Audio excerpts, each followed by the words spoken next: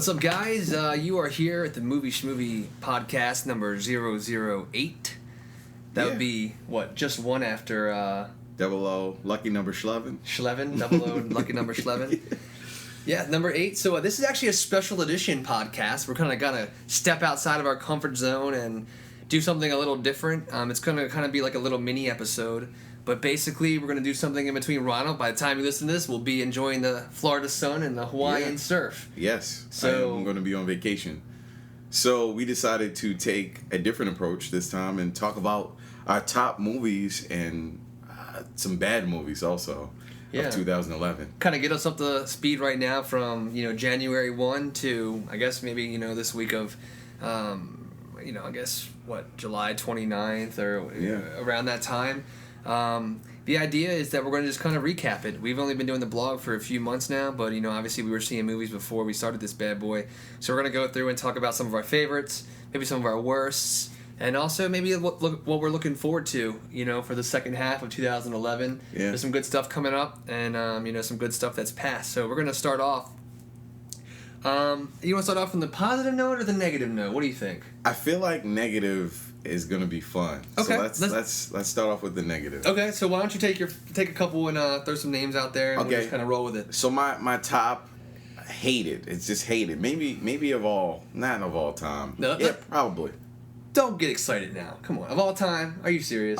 Oh man, Tree of Life was so that's on the list? Yeah, worst movie of all time. I'm just talking about in terms of it was a painful experience. It was a little bit of movie with Brad Pitt and Sean Penn and all this stuff. I love you, but Brad. in between all that, this Discovery Channel footage of lava and flowers growing and sped up footage of sun rising, and it's just very, very painful. So the bulk of the movie was just that footage.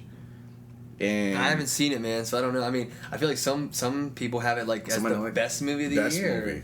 It's but you, not so much. No, not so much. It was painful. Okay. What about you? One that comes to mind for me so far this year, and only because it had a very special place in my heart, would be the fourth installment in the Scream franchise. I'll be honest, I'm a massive Scream dork. Some friends at work, friends of mine, personally, they know how much I love the original Scream. One of my all-time favorite horror movies, if not favorite movies, period. Mm-hmm. I love what it did for the genre. I remember seeing it when I was in high school and just loving it. And I followed the series. It's kind of dwindled down in quality over the sequels, but I kind of felt like, with a fresh start, Wes Craven, Kevin Williamson back on board, a lot of the original cast, the trio. I don't know, the buzz was really positive, It was. I went in and saw it with some friends that loved it as much as I did and just walked out really fucking disappointed. I tried giving it the benefit of the doubt a few times in conversation about it post, screening. And the more I realized, it didn't do anything special that I thought it could have done. I just think that there was so many different directions it could have gone. It tried to take a lot of the conventions of the sequel or starting a new trilogy, and it just didn't follow through with any of it. Yeah, I agree. A lot of the dialogue just didn't seem like it was anything special. Yeah. Learning from mistakes in the sequels, no, you didn't. I guess. I mean, you did some of the same shit in this movie. Mm-hmm. My biggest problem with it, I thought it would have been the most amazing opportunity to take some of the original trio, I'm talking Neve Campbell, Courtney Cox, and David Arquette, and fucking kill one of them off. You wanted one of them to die. I wanted one of them to die. Yeah. I feel like it's necessary. If you truly are trying to start a new franchise, sacrifice what was old and let it flow into something that's new. You have all these young kids, and every single fucking young kid dies in the movie. Yeah, except How are you starting a franchise? Yeah. Except for who? I felt like, I don't know, man. I thought the parts of it were good though. No, I thought you were going to say except for somebody didn't die. Well, everybody died. All the young kids died. All the young kids died. So if you think they're setting up a sequel, for any of the major players in the movie, yeah, they did. They're not. I mean, well, I guess you're right, and they could have done it in a really creative way. You remember I thought the beginning.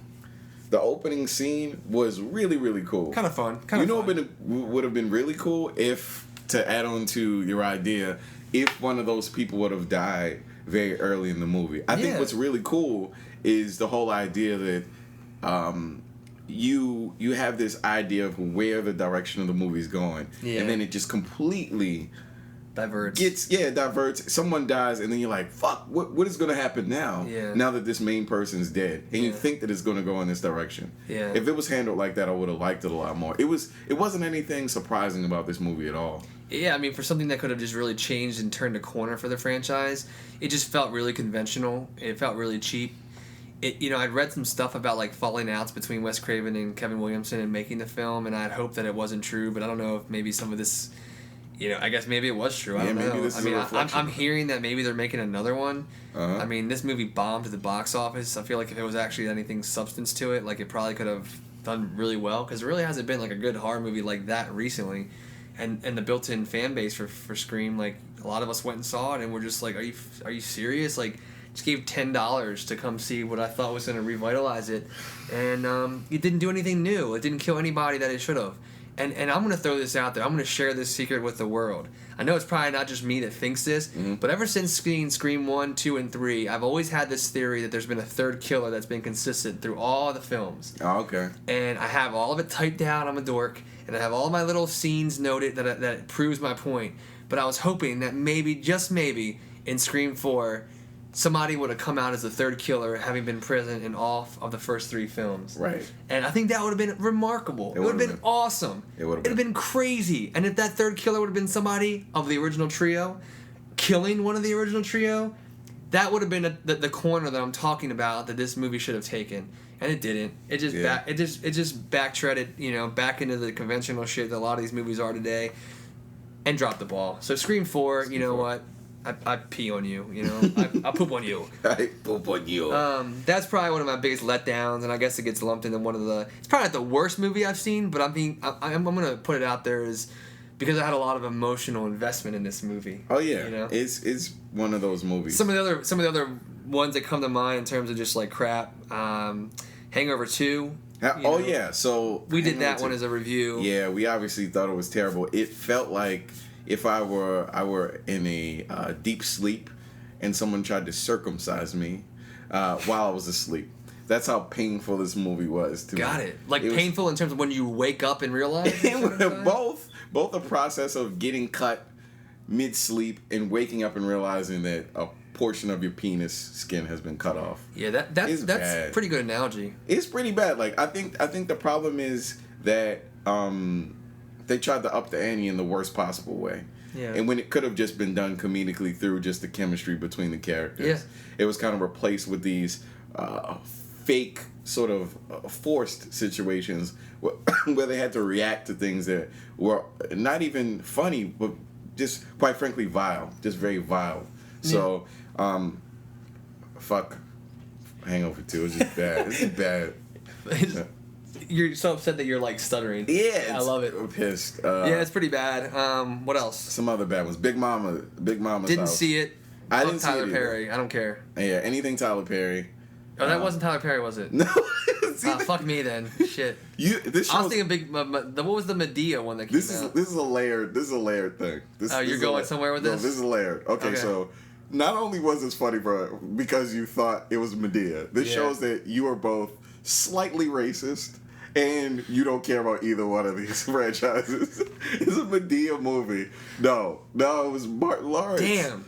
I love Martin though. I do too. God damn, Martin. I love Martin. Terrible. Tyler Perry, man. I'm sorry. Tyler Perry. I'm not sorry. I still hate you.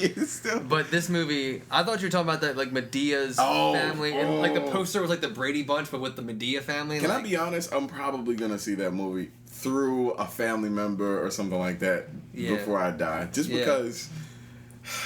I don't know. I don't find myself to be racist, but I am guilty of thinking that was Tyler Perry. I just saw a poster online that said something Medea's family something, and when you said Big Mama's house, I automatically thought of Medea, so I'm guilty. Whatever. Whatever. Black Medea. Black. Whatever. Black. So that was pretty bad. So I didn't mean to see it, and I know it's bad. Did we talk about Your Highness? Your Highness, no, that's on my list. Right. Your Highness. Seriously, man, like Natalie Portman. Okay, good by me. Okay. these are just individual entities. Right. Good by me. Danny McBride, awesome by me. Love the guy. James Franco, whatever. I like him. He's okay. He's gonna be funny. And what the hell's his name? Justin, the guy that wrote Iron Man 2, date Jennifer Aniston right now. Oh yeah. Crap. Whatever his name is, he was like he's in a bunch of movies. I don't know. He was in Mulholland Drive, and he was in like Charlie's Angels 2. Right. So Justin Theroux. Theroux. Yeah. He, I like all these people. But then, like, you put him in this ridiculous premise of, like, this medieval sorcery, and it's, like, it's so off the wall. Like, I thought the trailer looked pretty funny. I went and saw it, and I laughed a few times. But, man, that movie... It was pretty bad. It's pretty bad, man. Like, it's like one of those movies you watch, and you're like, they had a motherfucking good time and made a lot of money making a shitty movie. It's bad. It must be nice to be a celebrity and get paid to make things that look... like this. But yeah, so here's another thing. Natalie Portman. Because I make things that look like this every night in my toilet, and I don't get shit for it. Yeah. I shit things out that look better than this movie. So this is pretty much the battleship theory that I have. So general opinion on one side, and then me. So the general opinion is that Natalie Portman is decent. I'm okay with her. I don't. Natalie Portman is that two peg battleship that got that one down with what's it? No Strings Attached. Yeah. The second one is Your Highness. Here's the thing. She does not make good comedies. Yeah. She's just bad at it. Yeah. You don't buy her as... Yeah, I don't find her funny at all. She's not, man. Your battleship is fucking sank. Bitch, you don't make any more movies where you're trying to be funny. It just doesn't work. It doesn't work for her. Just look at your shelf. Where's your Oscar? Okay, what movie were you in for that? Yeah. Make movies like that. Stay away from this. I feel like the only time... I think what happened is the SNL effect, which happened to Justin Timberlake. Justin Timberlake had some experience on SNL, and he thought, man, this is going to be amazing. I'm going to start making comedies because there's amazing chemistry that he had with the people on SNL. Natalie Portman kind of had the same deal where she had that rap sort of thing that she did on SNL, and it was very funny. But I guess what happened was it went to her head. She decided she wanted to try two comedies and failed miserably at both of those. Again, following up an Oscar performance with two very bad comedies. Bombs, just big tanks full of waste. Just bullshit. Just terrible fucking movies. Yeah. So... I'm sorry, Natalie Portman. Don't ever make a comedy ever again. I wouldn't apologize for it. I would just state it. Don't ever do it again. Take back the apology. I'm sorry. I take that back. You just apologize. I just apologize for an apology for an apology. God damn it. You're terrible, Natalie Portman. Don't ever do it again. You have me apologizing for things I don't need to. I have two more I want to throw out. Cool. One is Sucker Punch. Hey, I didn't see it. Okay, you didn't see it. I want to. I wasn't, honestly... Bad? God, man, Zack Snyder. I think he's an awesome... I like Zack Snyder. I think he's an awesome... 300. I think he's Watchmen. an awesome, virtue... I think he has, a vision for his films. And I love how his movies look. But, if you just covered my ears and let me visually watch this movie, it's like, okay, this is kind of cool, It's whatever. But then you let me listen to what the fuck is going on, Bad. It doesn't make any sense. There's, it's like Inception... But the levels just completely crumbled on top of each other. Right. Like there's layers upon layers. Like the girl is in an insane asylum, and then they're in a cabaret or like a disco or whatever, and then they're fighting dragons, and then they're fighting zombie Nazis. It's like I don't know what's going on. I mean, it's like they escape to these dream worlds. There's no substance or structure to the film. It looks awesome. I mean, some of the action scenes. I mean, it's typical. Him. It's like 300. It's like. He did Dawn of the Dead as well. It's like that. It's like, Watchmen, how great those films look. Yeah. And I love, the slow motion shit and, how dark his movies are. But everyone that I've talked to that saw Sucker Punch, they could probably appreciate the visual style, but every single person is like, what happened in that movie? Well, there's a problem with this, man. So Zack Snyder, great director, this is the first time he's not had source material. This is an original story. Yeah. So I don't know. That's the problem. Maybe he can't carry his own script. I don't know. Maybe you should just stick to directing other people's material. Yeah. I don't know. I mean, that's the sad truth. Some directors aren't good writers, and I mean, I think if you look at your track record, I mean, that movie got panned. Sucker Punch was destroyed. Yeah, I mean, I don't know. Maybe it's one of those things.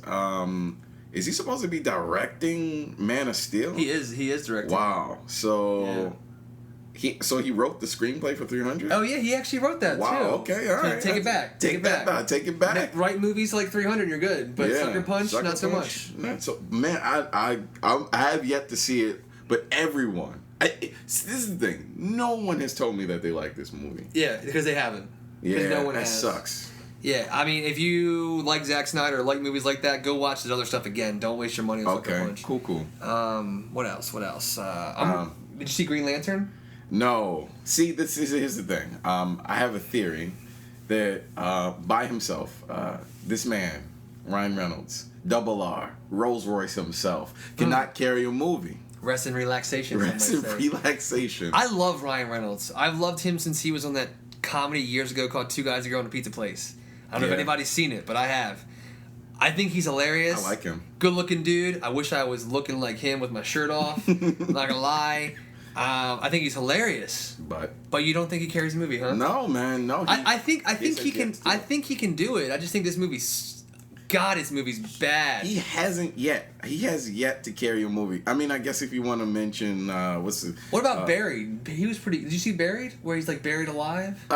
Yeah, but that was more of the circumstances. I feel like with those sorts of situations, it was kind of the circumstances that made it as exciting as it was. He was buried alive, right? And that's what made it so exciting. I feel like him in a regular situation could not carry a whole movie, which is why he literally friends. And Waiting. Yeah, he didn't star in Waiting's that. okay. I don't love Just Waiting, Friends was but hilarious. Just Friends is hilarious. He's the star of that movie. Was hilarious. Give him credit. Yeah. That's it. Yeah, I'm looking. Definitely maybe was a good movie. I like that movie. He didn't carry that movie, though. I'm not lying. I kind of like Van Wilder. It's a guilty pleasure. But okay, I like Van Wilder. I'll give you Van Wilder, too. Yeah, but I don't know. Green Lantern itself was just a mess. For being like a big production, big studio comic book adaptation coming out this summer amongst all these other movies that are basically doing the same thing. Martin Campbell directed it. I don't know if you recognize the name, but he did Casino Royale, Edge of Darkness, Mask of Zorro. He actually did GoldenEye as well. Both good Bond. Both solid Bond movies, but this movie is all over the place, man. It's beyond how ridiculous some of the story is and some of the dialogue, because we're gonna probably say that for every movie that we mentioned was bad. Okay. What really kind of shocked me about this movie for being such a big budget studio film was how horrible the special effects and CGI were. Oh, okay. And you can see it in the trailer, even if you haven't seen it. You know what I'm talking about. Absolutely. I think what happened was, the problem is, the scale of the movie had to have been done in CGI, just because of the other planet stuff and intergalactic travel and all that stuff brings about a lot of CGI. The problem with that is they still haven't gotten down human movement.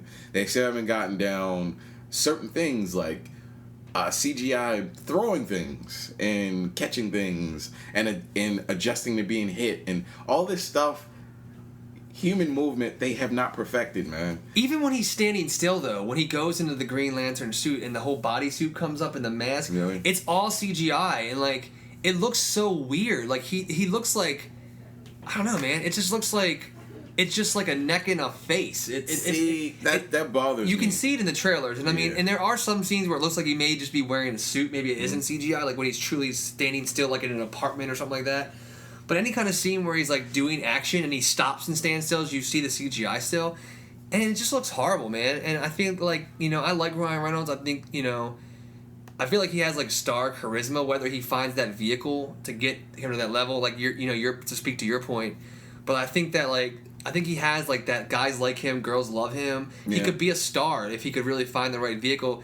He was Deadpool in the whole Wolverine movie, which was horrible. He's actually going to be Deadpool in a Deadpool movie, which I guess depending on how they go with it, maybe they can actually readdress it and actually develop something for that character. But I don't know, man. I like Ryan Reynolds a lot.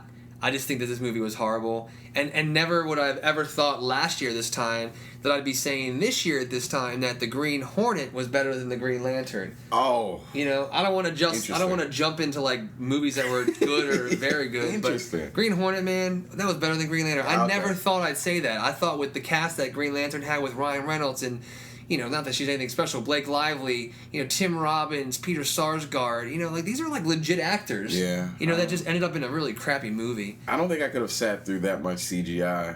It is too much CGI. It would have bothered me. Too much CGI. Yeah. And that's my problem when you get to that point where it's being like overused / abused, like where it's taken over. Where I'm noticing the CGI more than I'm noticing what is going on in the movie. Yeah, that's when you know you have a problem. It looks disgusting. Like there's scenes where like he's like fighting people and it looks disgusting. Honestly, they look like just rubber bands flying around the screen. I thought somebody was shooting a rubber band at me. Right. They should have just chosen. The one thing they should have done is whatever happened to just having like people in makeup and masks and stuff like that. Like it's a crutch now. Right. It's definitely becoming a crutch. And I'm pretty sure that it saves a lot of money. Oh yeah. Yeah, they hire a couple interns that can do this. You know what I mean? Like they can do a couple things and a couple special effects, some explosion effects. Yep. All that stuff looks like garbage if it's not done well. So. Yep. So do you want to move on to some positive lights, or do you have any other negatives you want to throw out? I can't really think of any. So let's go to the silver lining, the bright side, if you will. We did a review on it. We're going to talk about some of the best movies that we've seen so far, 2011. I'm going to throw out Super 8. You know, it's definitely up there so far this year as one of my favorites, if not my favorite. It's definitely up there in a company of maybe 2 or 3 other movies, but you know, J.J. Abrams' coming of age, alien, action, adventure, throwback to the 80s, kind of like Indiana Jones, E.T. kind of vibe. Absolutely. I just thought it was a really well-rounded movie. Crowd pleaser, kind of like just tunes into what Spielberg did so well in the 80s, you know, with all of his hits. It was very, very good, and I'll probably see it again. Yeah. Great movie. Now, I also really love the movie Hannah, directed by Joe Wright.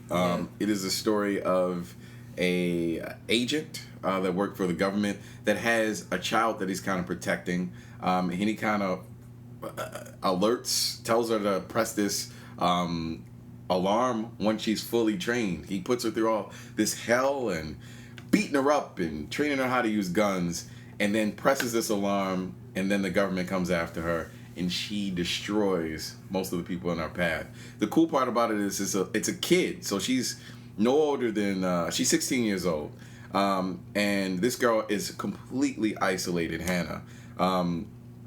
And it's kind of her first time going into the real world and fighting people and meeting friends. She's never really interacted with somebody her age. Yeah. It's like all this weird stuff kind of happening all at once on top of this heavy action-y plot with Eric Bana playing her father, actually, with the same name, Eric.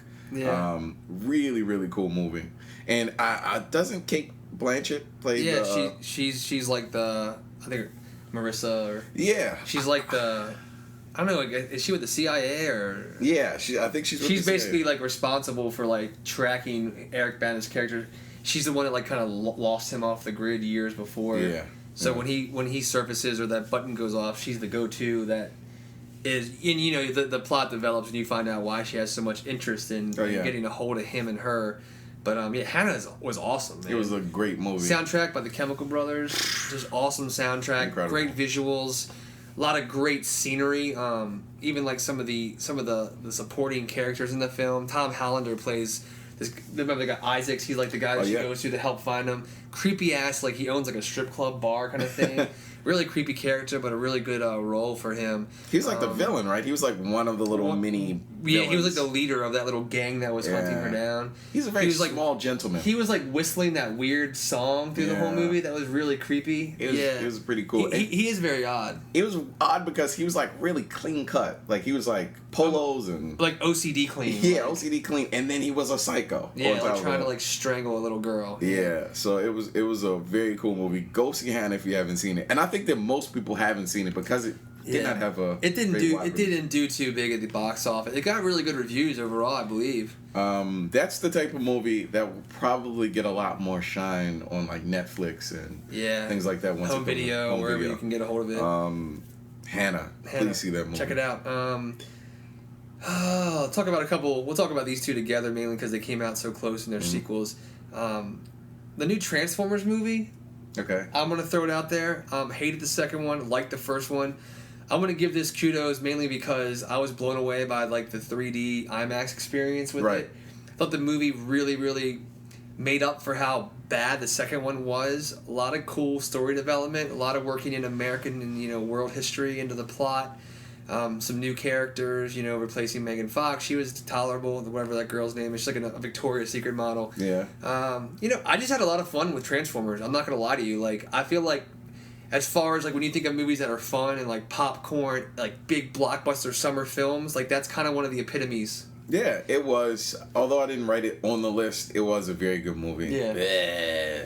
It takes everything in me to admit that. Yeah, the background on Ronald is that like basically having to drag him to see it, like hating the first two, and having him admit that out loud is a thing, and you're lucky you have it recorded. Yeah, this is the last time I'm ever going to say something positive about this. And then follow up with that is Harry Potter. Oh, Harry Potter. Harry Potter, we didn't rate this, right? We didn't review it. We decided not to, mainly because like everybody and their mother saw the movie. Yeah. So, and we were actually busy out seeing it ourselves at opening weekend, so another big franchise. Again, super entertaining. I'm in love with the series. I've been following. I've only read a few of the books, so I'm not like a diehard. I am a diehard for the films, though. Honestly, like I was talking about this with someone at work the other day, and I think that really they put it really well. Is like it's the end of something that like really defined a decade. Oh yeah, or a generation, even. Absolutely. And a couple different generations, like people our age, people younger than us, and even people now still in like high school, college, grew up reading these books and really watching these movies and almost using the movies releases as like a clock almost, because they came out, almost in most averages like every year. Yeah. So it's kind of crazy to think that it's over, but I feel like the series ended on an incredible note. I thought the last film, Deathly Hallows Part 2, was outstanding. A lot of action, a lot of finality to the story. It was just a really good experience in the theater. Movie. The cool part about it is that it did maybe 30 seconds of summary and then it threw right into the action. Yeah. That's what was really satisfying about it. Also, it's one of those movies that was. I love that they finished them all in succession as quickly as they did, so they didn't like Star Wars it. I mean, I hate to say it like that, but Star Wars, the last 3. But kind of considered like. Yeah, you're right. I mean, the original trilogy is like, God, I don't even know how to compare it, man. Yeah, and I think they were done. And the cool part about it is they were done on a scale that was so epic that I don't think they're going to be touched. I think after this last one, it's not going to be remade. It's not going to maybe for at least 10 years or so. 20 years, hopefully. Easily. I think they know better than to touch this property with how protective its fan base is. Yeah. If anything, maybe finding ways to grow on from it, with another story. Definitely. But this is kind of like this is the end cap on an achievement, honestly, like that really, outside of like the Bond films, really hasn't been achieved in filmmaking. Yeah. In terms of how many films there were, how successful they were, both critically and commercially, and really what they mean to the generations that were around when they were released. Yeah. In reality. Definitely. Few franchises even come close to touching it. Nothing. And the only one that comes to mind in terms of longevity is Bond. That's only because of how many pieces of that puzzle there are. Lord of the Rings and like Indiana Jones, Star Wars would be things that would probably come up in conversation, but I don't feel like you'd find many people that would argue that Harry Potter is like the definition of a franchise at this point. It is. So Harry Potter was definitely on our tops list. What else would we have? I put a very we never talked about this movie. Attack the Block, which was considered a foreign movie. It was over in the UK. Great movie. Has it even come out in America yet? Like, I think it's actually rolling out soon. Okay, so I think it actually is coming out soon.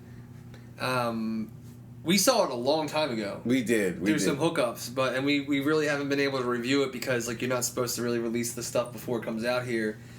But I think it's seen a release date stateside starting around this time, July through August. Yeah, and it was basically a film about alien attack. There's this alien invasion. All these pods start coming down, and aliens start attacking this South London area. It's like this huge building. Yeah. Inhabited by people of all races, classes, and there's all these kind of people that are reacting to this drama. There's the bad kids, led by this one character. What is that dude's name? Moses. Yeah. Moses is basically like a thug. They go around starting trouble, robbing people. And then you just kind of get thrown in the middle of this chaos. I love the movie. Like, it's one of those movies, like, it kind of has the vibe of Goonies. I was going to disagree with you. I was going to throw Goonies out. It's like Goonies. If you've ever seen a movie called The Monster Squad, it's like a movie like where these kids fight like the Universal monsters, like Dracula and the werewolf. Yeah. It's got that vibe to it. Like these kids come together basically to protect their block, Yeah. And, kind of take down any barriers they had against people. Like this woman that they mug earlier in the film, end up working together with her. It's really funny, really entertaining, action, sci-fi, little horror, violence. Yeah. Just if you have a chance to see it, if it's opening in your, in a theater in your town, Attack the Block, respect. Block. This is really good. So yeah, we both see that movie. Yeah, Attack the Block. Yeah. And the problem is that because it's a foreign film, it's going to take a while for it to kind of surface in the United States in terms of like... Yeah, they roll it out. Yeah. In a weird release. Because, I mean, that's the smart thing for them to do, because like, if they just blow it out there, it's going to be... They would end up losing money. Right. So they roll it out, hopefully word of mouth, like we're talking right now, can spread. So, if you see it open in like a theater or two around where you live, go see it. It's worth it. Attack the Block. What else? Now, in the complete opposite direction of the horrific movie Green Lantern, another franchise that was pretty amazing is X-Men. Now, X-Men First Class was what a lot of people thought was kind of a retelling of the story of X-Men. But really, in all actuality, it was just really the roots that weren't kind of covered in the original movie that came out in like 2001, 2002. Yeah. It's almost like a prequel. It's like, yeah. Shows you the basis of where we picked up with Bryan Singer's original X-Men film, with a little bit back. The backstory really kind of anchors us with, Professor Xavier and Magneto, Eric. And just those two characters themselves are enough to make this movie successful because they are really the basis, the root of a lot of the X-Men films, as in terms of like the good versus evil and whatnot. What's Michael Fassbender plays Magneto, and I mean he is like a powerhouse in this movie. Yeah, definitely. I could have watched him, like if they ended up doing a Magneto movie like they talked about, I could just watch him in that. I could too. He was awesome in the movie. Complained about that when we first talked about it. We did. I think I could watch him.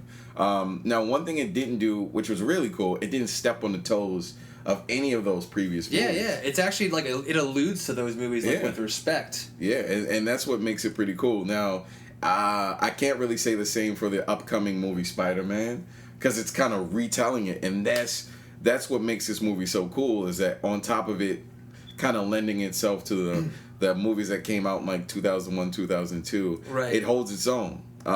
Very cool characters. Emma Frost, played by January Jones, kind of the introduction of her and her contribution, because she was a member of the X-Men. Yeah. And that sort of saga Sure. that had never really been touched on in any of the original X-Men movies. Yeah.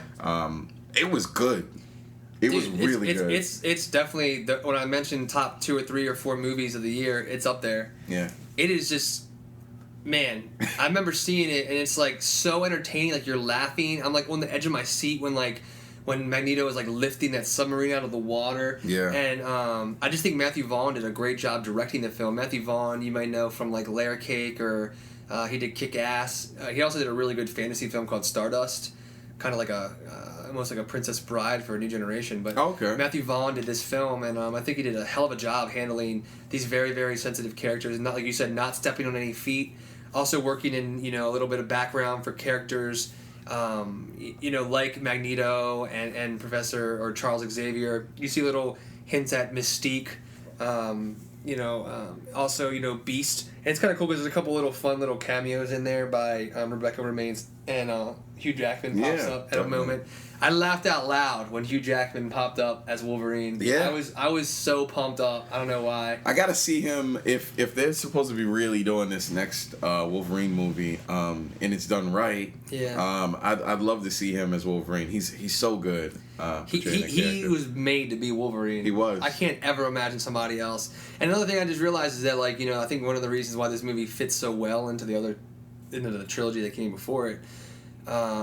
Is because Bryan Singer, who made the first two films, he was a producer on this movie too. So yeah. I think he had a say in what was going on. I think that makes the consistency really fluid.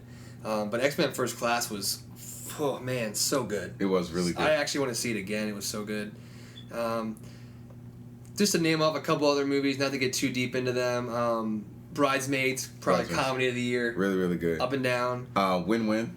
I haven't seen Win-Win, but I've heard great things. I know you really liked it. Paul Giamatti is really, really good in the movie. Very good movie. I enjoyed Insidious, the horror film we did, as I think one of our first reviews. Guys that some of the team that did Saw were a part of this, which I'm not really the biggest Saw fan, but something about this movie just really clicked with me. Very creepy, very well done in a lot of ways. And then on the animated side, we saw Rango. Rango. Oh my goodness. Rango was pretty awesome. Yeah, Rango was hilarious. I think that one thing I expected was kind of Johnny Depp being Johnny Depp. Yeah.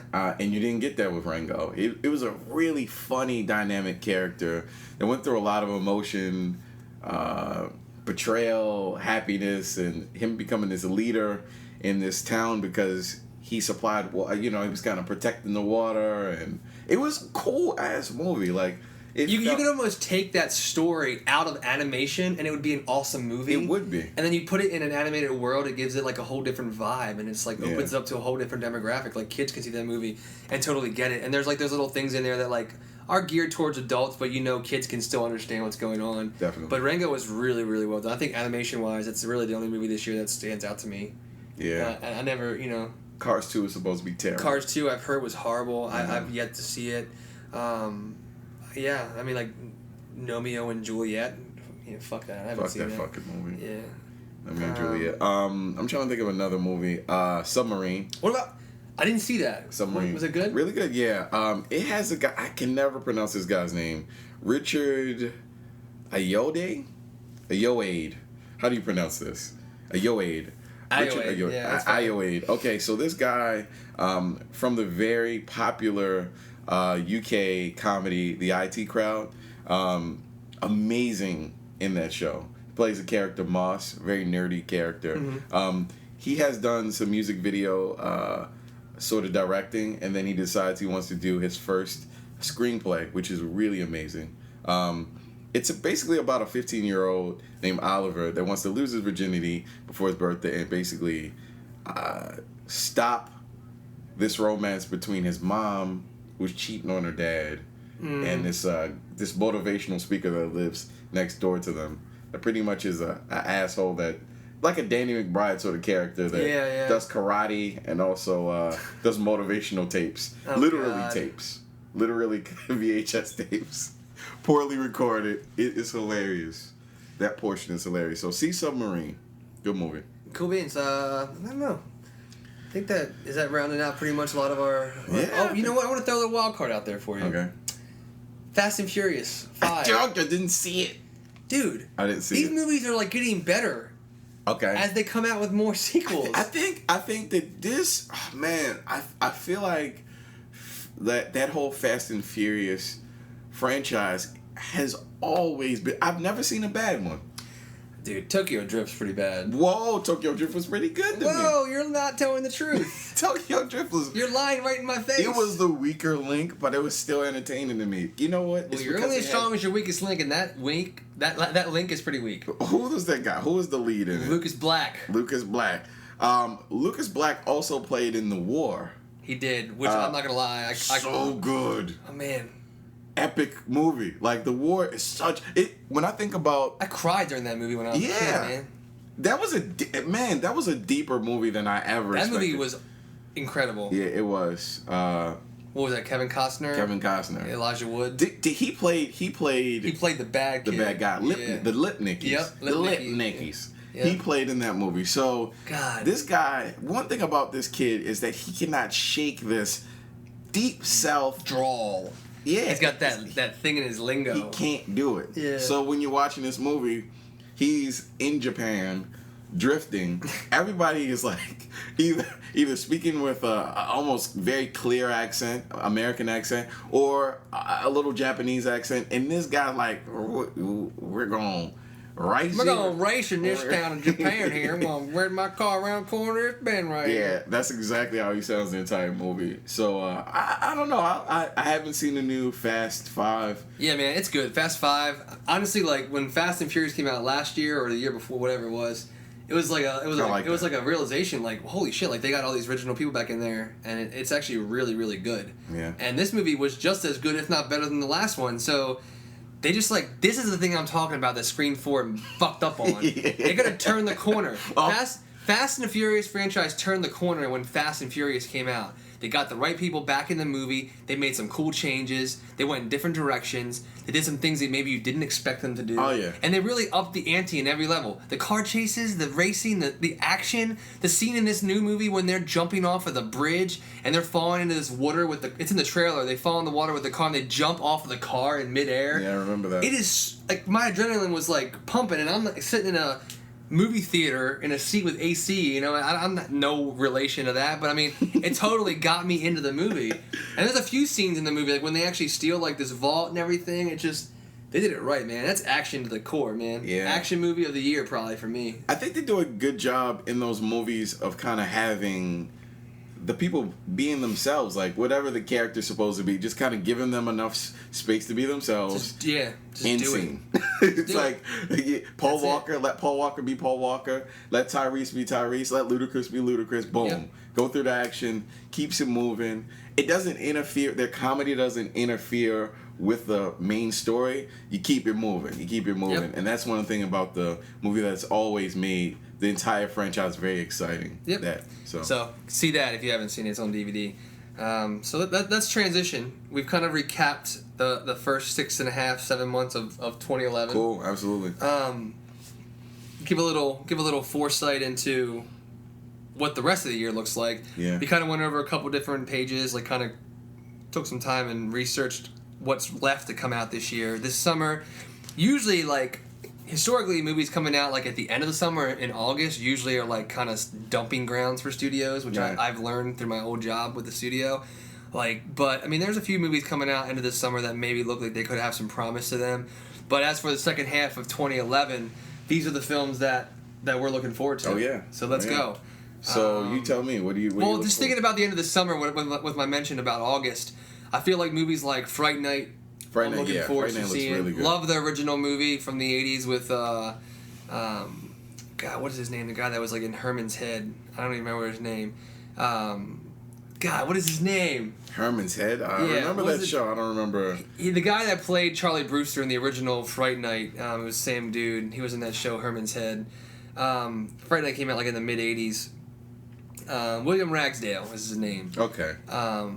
He was in the original with Chris Sarandon, played the vampire. This time around, you have Anton Yelchin playing Charlie, and you have Colin Farrell, which is Wild Card. Colin Farrell in a campy horror film as a vampire living next door. I'm down with it. I'm down with it. I think he's cool. I think it's good because he's redeeming himself from Horrible Bosses. I feel like he wasn't that great in Horrible Bosses. It feels like Colin Farrell's kind of testing the waters in terms of other stuff. I feel like he played it safe for a bit. Yeah. Kind of doing this new stuff. I like it. I like this direction. Even him attempting to be the person that he was in Horrible Bosses. Even attempting to be who he is in Fright Night. Yeah. Really, I like it. Okay.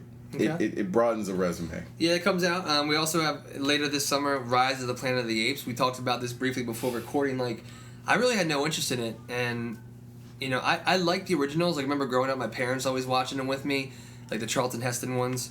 And a few years ago, seeing the Tim Burton remake in theaters with Mark Wahlberg. And that was good. I actually remember liking that quite a bit, you know? Oh God. So this is closely related to that. So they did something right. They had people in costumes. Now this is totally different. And they're using a great deal of CGI. And I have a fear that this is going to be like Green Lantern. I think that it's going to be too much CGI and it's going to interfere with your experience with this movie. And I don't know. I think it's going to be a good movie, though.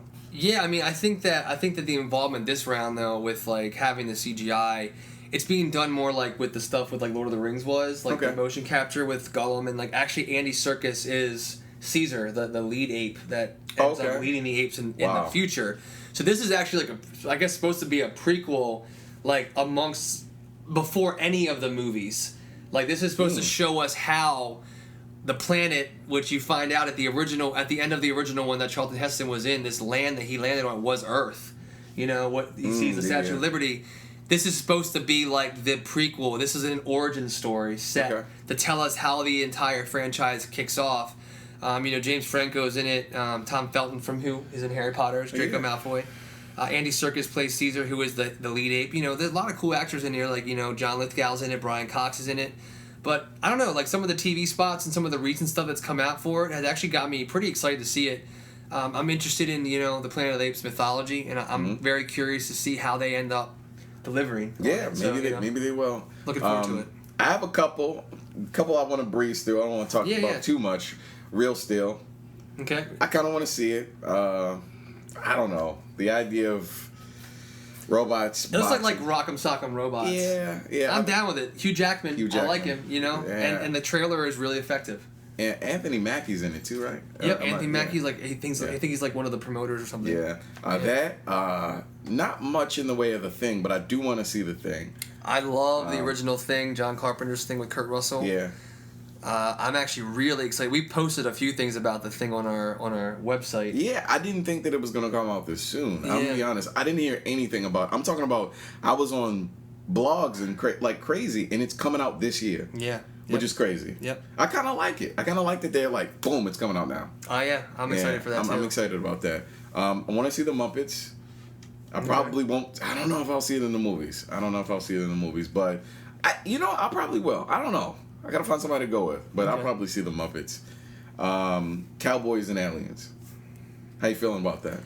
I'm actually really excited for Cowboys and Aliens. And Daniel Craig. Daniel Craig. I mean, it comes out. Actually, it just hit theaters now, actually. So we recorded this before, but it's actually in theaters by the time you hear this. You know, Daniel Craig, Harrison Ford, Olivia Wilde. I'm down with all of them. Me too. The X Factor, for me, honestly, is Jon Favreau, the director of the film. Oh, whoa, yes. I think... He's incredible. I think he has a lot of skill as a director. I didn't really love Iron Man 2 that much. I mean... It has its merits, but I don't know. A comedic actor to making these incredible movies. You know what I mean? Like I think he's incredible. I think it has a potential of being like that surprise action blockbuster of the summer. Yeah. Definitely. The trailers are awesome. The story itself is awesome. I'm just curious to see how it plays out on the screen. It's oddball. Like it's an oddball sort of movie. I mean, just saying it sounds like a joke. You know what I mean? Like, but that's one of the things that it has against it. Yeah. I feel like if you present this idea to somebody and you're like, let's go see Cowboys and Aliens, somebody was like, fuck you. I'm not going to see that shitty ass shit. Yeah.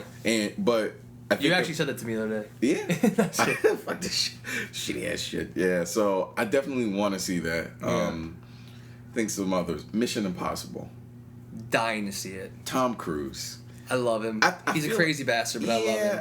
I feel like he loses us with his actions, and then he reels us back in with his performances. I don't care what you say. He could be crazy as the day is long, but he makes entertaining movies. He misses sometimes, but man, I just love watching him on screen. He's good. I love the Mission Impossible series. Another example, J.J. Abrams coming up with Mission Impossible 3. I feel like Mission Impossible 3 revitalized the series. Mission Impossible 2 I thought was not good. J.J. Abrams is producing Mission Impossible Ghost Protocol, the new one coming out this year. More importantly, Brad Bird is directing it. I think Brad Bird's incredible. This is his first entrance into live action filmmaking. He's the guy behind like the Iron Giant. He also did The Incredibles. He did Iron Ratatouille. Giant looked so good. Iron Giant's incredible. Right. If you haven't seen Iron Giant, go see Iron Giant. It's a different conversation. But this is his first live action film. The trailer for it looks awesome. Jeremy Renner's in it. I think he's awesome. I'm down, man. I'm so excited to see this movie. I think Mission Impossible Ghost Protocol is going to be awesome. I think so too. What else we got? Girl with the Dragon Tattoo. I'm a convert. At first I remember. You know what I mean about it? Yeah. The more I see, the more promotional posters I see, the darker it looks, the better it seems like it's going to be. So I'm down. I think they reeled me in. The marketing of it is really smart. It's like the anti-Christmas movie, I think is what it says. Oh yeah, and then there's these really intentional choices, especially when have you seen the trailer? Yeah. Dark, filtered, filthy kind of sound to it. Yep. Which kind of adds to how the tone of this movie is. It's a dark, unrelenting story. Yeah. It's not gonna let up. People are gonna die. People are gonna get raped. People are gonna get. It's one of those movies. It's a dark movie. So. Yeah. I can't wait to see it. I will see anything that David Fincher ever makes in his career. Right. Okay. I don't care what it is. Man. I understand. I love the filmmaker. Soundtrack's going to be good, too. I have a gut feeling that the sound in this movie is going to be just as important as the visuals. Yeah. So, what else we got? I'm down. I'm excited to see Moneyball. Brad Pitt. Yeah, Moneyball. I didn't even put that on my list. Brad Pitt can do no wrong. Brad Pitt is your Tom Cruise. Oh, God, Brad Pitt. I've always wanted to. What do you mean he's my Tom Cruise? Maybe we're gonna have to have a conversation about this one day. Wait, what do you mean he's my Tom Cruise? Because you said you like him in anything. Okay, this is beyond me liking him. It goes beyond film. Like I have a man crush on Brad Pitt. Oh yeah, so do I. I think he is, like he is that like old school movie star that like was back in the 50s, 60s. You know, like. I feel like he has that vibe that like people like Clark Gable, I know what you mean. Humphrey Bogart, like just like that aura to them. Like when they do something, you just look at it. Like you at least respect it in some way. He's funny too. I think he's a funny guy. He's got a sense of humor about things. He's been in like little bits and pieces, parts here and there, in random movies. He was in Tree of Life, which you thought was horrible, but I just think that Brad Pitt is he's just incredible to me. And Moneyball, it's about baseball, which is my favorite sport. About the athletics based on a true story. I just think it looks really cool. The trailer is pretty impressive. Jonah Hill's in it. Philip Seymour Hoffman. Skinny Jonah Hill, fat Jonah Hill. I think he's still fat in this one. Okay. Yeah, it's not 21 Jump Street yet. But yeah, Moneyball looks pretty cool. What else? One Day. Kind of under the radar. It's like a romantic drama love story-ish based on David Nichols' top-selling novel of the same name. Yeah. Anne Hathaway, Jim Sturgis are in it. It basically follows 15 years of two friends / former lovers over the course of time, checking in with them on the same day every year, and kind of where they are in their life each year, and kind of whether or not fate brings them back together at the end of those 15 years. It looks really good, and I've heard incredible things about the book. I've never read it because I don't like to read, because I fall asleep every time I try to read a book. But a movie, I can sit down and watch for 2 hours, so I'm looking forward to that one as well. Cool. One that I want to see is The Future. It is an interesting movie by a lady named, the thing is, I always pronounce her name. I think it's either Miranda Julie or Miranda July. Okay, so it's Miranda July. It's Miranda July? Yeah, definitely. Okay, so I've seen her movie, Me and You and Everyone We Know. Yeah.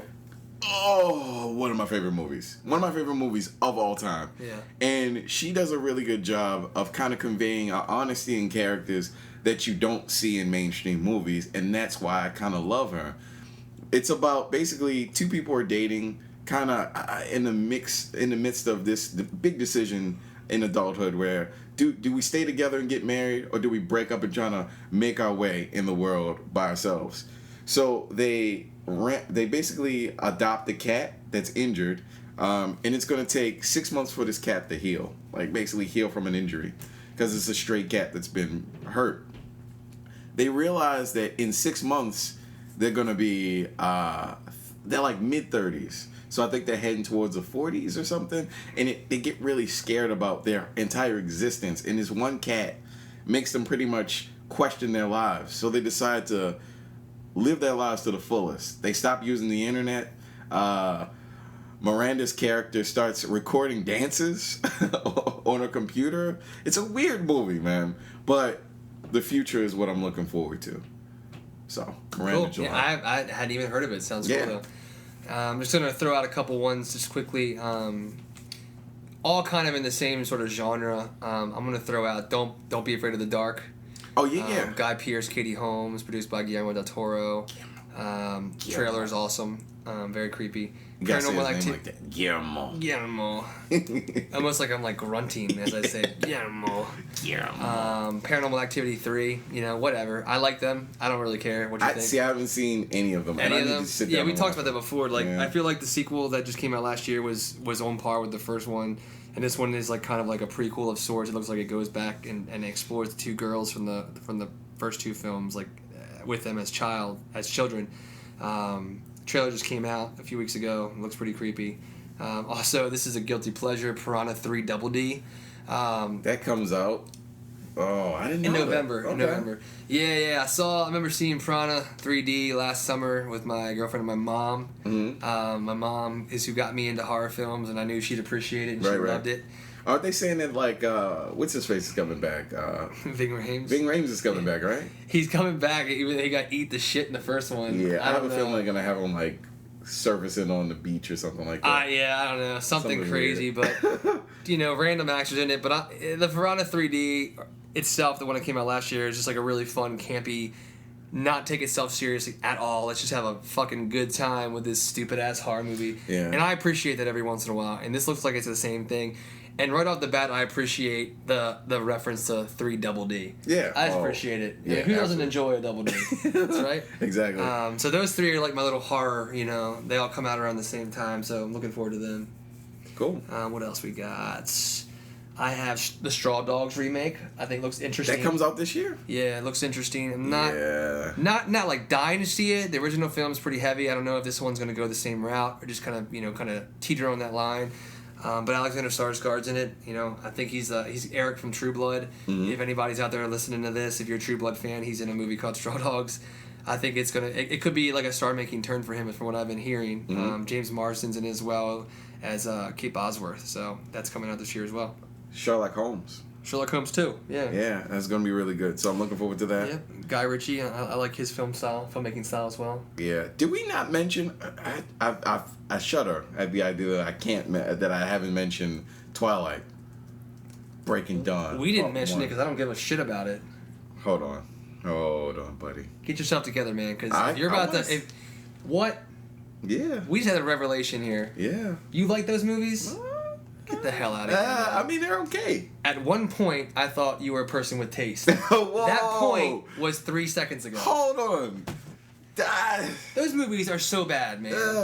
Everybody in them, the acting is horrible. I can give respect to the book. I've heard the books are incredible. I like the second one. I didn't like the first one. I can't even get past the second one, man. You can have little Taylor Lautner with his shirt off as much as you want. I hate Taylor Lautner. Yeah, you love him. He can't act, but Whatever. I do. I like the second fair one. enough. To each their own. If you're looking forward to it. I don't know if I'll see it in the I'm movies. glad you like going to the movies to waste money. Yeah. I'm just kidding. There's a lot of people out there listening to this that are probably looking forward to it. So you just made a lot of fans, and I probably lost a lot of them. So, what else we got? A couple other movies that maybe some people haven't heard of. The Descendants is a new Alexander Payne film coming out. Yeah, I was wondering about George that Clooney. George Clooney, very similar to the whole thing with Brad Pitt. I think he is like a true movie star. I think so too. Like him, Brad Pitt, Tom Cruise. I'd put them all in that category, like the true movie stars, the gentlemen, the guys that just ooze this aura that they just carry around with them. He's in this film Descendants. What else we got? I'm tired of him in espionage. I'm sick of Who? I'm sick of you know what I'm talking about, the George Clooney. In espionage? This isn't an espionage movie. It's one of those I'm escaping to get away from people trying to kill me movies. What? The Descendants. Are you? I think you're mixing up the movies, man. No. What is the Descendants? You're mixing these movies up. This is the Alexander Payne film about the guy who's trying to get back together with his kids after his wife dies. Okay. Or she gets injured. I don't know if she dies. There was another movie that he was coming out with or has The American? Was that it? Yeah, that's probably what you're thinking of. No, this is like a dramedy kind of movie, Oh, like okay. One of true those. Alexander Payne-ish kind of movie. Okay, all right. George Clooney's in it. Judy Greer's in I it. jumped the Matthew gun. Lillard's in it. Yeah, I jumped the gun. Maybe yeah. he's American. Yeah. No, I think you got the wrong movie, bro. This guy. I think that he's good. I think that he's really good. Yeah, Alexander Payne makes a lot of really good films. He's an astounding filmmaker. The trailer for this is really nice. You kind of see George Clooney being able to get back into maybe some endearment, some sentiment, some emotion, getting out of like, and Up in the Air. He kind of went down that road, but this looks a little more real with him trying to get together with his kids after his wife gets injured. I think she dies from what the trailer shows you, but there's some like kind of wrenches thrown into the whole relationship. But looks pretty good. What else we got? Warrior. I'm really excited for. I know I showed you the trailer for that a few weeks ago with Tom Hardy. Anything with Tom Hardy. Yeah, Tom Hardy is he's like on that verge of just becoming a star. And the problem with it is, I hate that Batman is going to be the first movie that's going to pretty much launch him in the direction. I mean, I don't think the Warrior is going to help, but Batman's going to do it. You know that, right? Well, yeah, Batman's Batman, going to do that's it. because of the vehicle that it is. Yeah. I mean, like, he's got Warrior coming out. This is a film that's kind of like, it's from Gavin O'Connor, who made The Miracle, the hockey film with Kurt Russell. This is Tom Hardy and Joel Edgerton, the guy who's actually in The Thing, the Thing version coming out this year that we just mentioned. Nick Nolte's also in it, but it's about these two brothers who basically are in this mixed martial arts tournament, both from different areas of life. One's older, one's younger, and them kind of going on that route to championship, Oh, yeah. And it looks like a really cool, like, sports movie, but more like drama, like almost Rocky kind of movie. I think the trailer is like, it kind of gives me goosebumps a little bit. It's really good because it's not like a superficial look at MMA. It's really like, whoever wrote this loves mixed martial arts. There are actually people from the mixed martial arts community in the movie. Like, they're actually in the film, too. So yeah, which is pretty I think it kind of carries a blessing from that community. Chuck Liddell, people like that. So they're thrown into it. So Yeah. I think that's going to be an amazing movie. Isn't Kurt Angle in it? Yeah, he's in the trailer. Yeah, Kurt he's in Angle's it, too. So yeah. Kurt Angle, WWE star, TNA star, thrown into this. He is a Olympic wrestler. So he has a gold medal. And he's going to play an MMA fighter. So it's going to be good. I think it's going to be a really good movie. I think the last thing I'm going to throw out there, and this is kind of like, I don't know, not really a wild card, but is the new Martin Scorsese film that's coming up. It's called Hugo. Oh, yeah. That's coming out this year? Yeah. I keep asking you that. You keep asking me this like you're in a different time. I think what's happened is this kind of 2011, 2012 thing is kind of blended in because they announced more 2012 movies than 2011. I've heard nothing about Hugo. I hear everything about 2012 movies. I just saw the trailer for it a few weeks ago, Right. and I think the trailer looks awesome. Like, I didn't know anything about it, and apparently, like, I think it's Martin Scorsese's, like, kind of, he's got some work with, it's like a children's film on the surface, but I think it has a lot to do with, like 3D technology and some CGI, which he really doesn't have a lot of background in. I mean, he's a pretty gritty filmmaker, but I mean, with Shutter Island and, Departed and just things like that, you see that he's still at the top of his game, so why not push yourself and do something you're not as familiar with? I think it's set in Paris in the 30s, and it's basically about this kid who basically lives in a train station, and he's trying to solve this mystery having to do with his dad and a key and I think maybe some sort of clock or some sort of item that you see in the trailer. But Jude Law's in it, Christopher Lee's in it, Emily Mortimer, Sacha Baron Cohen, Ray Winstone, Ben Kingsley, Chloe Moretz from Kick-Ass. I mean, it's just, the list goes on. And the screenplay is actually by John Logan, who is a very accomplished screenwriter. He did The Aviator, Last Samurai, Gladiator. He's got something under his belt. He actually did Rango also this year, which we both thought were awesome. So I don't know. I feel like Hugo is like some random movie that might actually come out of nowhere and really impress me. I hope so. I didn't really know a lot about it up to a few weeks ago, but I mean, it definitely seems like something that it has that, like, it's coming out around November, December. It has like that feel-good holiday family, just very like comprehensive audience-pleasing movie. You know what I'm saying? So I'm looking forward to that too. Hugo. What do you got? Anything else? No, I think that's it, man. Man, we just talked about a lot of movies. We ran through some movies. Yeah, man. God, man. I didn't think we'd get through them all, but we did. I feel like we could keep talking. You know what? I'm going to throw this out there that I'm not really excited for, which is really weird for me. Mm. And actually, it's two of them. Okay. Because I love Steven Spielberg. Right. Adventures of Tintin. Fuck, and that movie, The War Horse. Yeah, both of those look like I just can't, I don't know, man. I don't know if it's just the marketing for them or what they've actually shown so far. I have no interest in either of them. I remember The Adventures of Tintin as a kid, like my mom and dad, my grandparents talking to me about it, and everybody involved with it. Like Peter Jackson's involved, Simon Pegg, Nick Frost, Edgar Wright is credited as one of the screenwriters. Yeah. Love all these people's names on there. The trailer, it's got that creepy ass Polar Express, you know. It just doesn't. I don't know. I think what happens is Steven Spielberg takes on these personal projects that I think that he wants to make. Like he probably grew up on. Oh, sure. You know what I mean? Sure.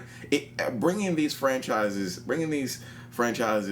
to the light in 2011, 2012. Yep. Doesn't work well to me. It's almost like what they tried to do with what's the name of that Japanese franchise that they tried to bring over? Airbender.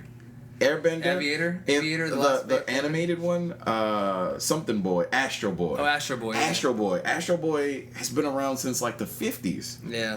They tried to bring it to an audience that knew nothing about it, and it failed miserably. And I think this is going to do the same thing, man. I don't know. I mean, unless the marketing turns it around or they start to reveal more. Hell no, man. There's no way. You don't think? This is a bomb, man. I can already tell. You're calling it. Yeah, calling it's going to be terrible. All right, fair enough. There it is. Your bomb of the season. Bomb of the season. Tintin. And they probably put so much money into it. Oh, this movie's been like, this is a big thing for the studio. I mean, you got Peter Jackson and Steven Spielberg. That right there equals money. It's a pet project that's going to fail. Yeah. You know what I mean? I hate to say it, so. Yeah, well, I mean, that's kind of like our take on what's gone on so far this year, but we're looking forward to the rest of the year. And hopefully, you know, the films that we mentioned that we're excited to see, you'll come back and you'll keep hearing some of the podcast reviews, and I'm sure that most of, half, if not all, however many of them we end up featuring on the show, on the actual podcast. But hopefully you've enjoyed this recap. Hopefully maybe you've heard about some movies you didn't see, or you know, maybe going to give something a second look, or also if you've heard some of the movies that were horrible, you'll stay the hell away from them and spend your time on the better ones. But again, you know, hit us up as always on all of our sites. You know, movieschmovie.net, movieschmovie@gmail.com. We got the Facebook page, Google Plus. We got what else? Facebook, Twitter.com / /movieschmovie. Tons of ways to hit us back. You know, if you listen to this episode and agree or disagree with us, let us know. You know, let's talk. You know, let us know that you don't agree with us, that you know, I don't know, Your Highness was so bad, or that Ronald thought that Tree of Life was so bad. I don't know. I'm gonna throw that out there because I know a lot of people liked it. So. Yeah, a lot of people did, and they are all fools. You are all fools. Or you can maybe write back and agree with me that Ronald is actually the fool for having any interest in Twilight. Either way, just talk. You know, let us know what you think about what you're hearing, and as always, spread the word. And just like every other episode, you've made our day. Yeah, thank you for tuning into the special edition of Movie Schmovie. It's a little off the beaten path, but it's been fun. Yeah, it's been fun. I like just kind of casually talking about what we've seen and what we're looking forward to. Yeah. And you know, maybe we can have that conversation with you. Hit us up on the site, and we'll talk to you soon, guys. Definitely. Take care. Bye.